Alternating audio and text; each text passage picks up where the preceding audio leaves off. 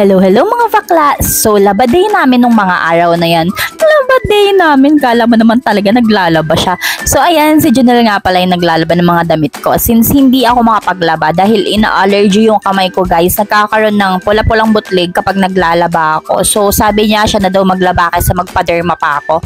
And then, ayan, habang naglalaba siya, chinecheck ko yung baboy na pinapakuluan ni mama. And sabi niya, timpla ko daw siya ng black coffee. So, ayan, your wish is my command. Sabi ko, tikman niya kung okay na ba. Sabi niya, all goods.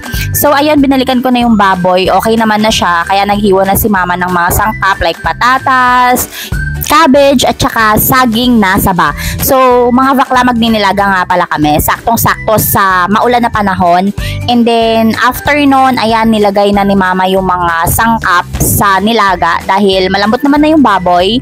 And then, ayan, tiki man time, okay na. And then, after nun, tapos na si Junel maglaba, kaya ako naman yung nag-dryer. So, ayan, may pakis pa. Wag na lang kayong maglaba kung hindi kayo ganon. Charis. Tapos, ayan, sabi niya, ang lungkot ko naman daw mag-dryer, kaya ngumiti-ngiti ako. Tapos, pati yung dinadryer, pina-video niya pa sa akin. Pinakita lang talaga na palitin na yung washing namin. Kaloka.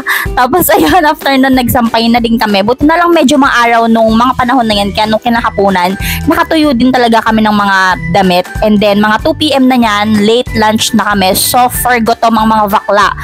Sobrang dami naming nilaban talaga dahil parang 2 weeks ko atang mga damit yun. And then, after nun, naligo na din ako para makapagpahinga na kami.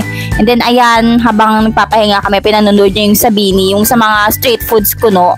Tapos nung hapon, nagpunta kami ng bayan para magtingin ng hopya dahil nagka-crave daw siya sa hopya. And then nag-fruit tea din kami sa street side at inabutan na nga kami ng sobrang lakas na ulan. Kaya ayun, napatambay pa kami ng medyo matagal doon. And then pagka uwi namin sa bahay, nagtiklop na din siya ng mga damit. O diva, siya na nga naglaba, siya pa nagtiklop. Tapos ayan, ang ganda ni Junel magtiklop ng mga damit nga para mga bakla. Kasi pag ako nagtiklop niyan, ala, bara-bara na lang talaga. So for Disney Princess naman ang first na ito, yun lang mga bakla. Bye-bye!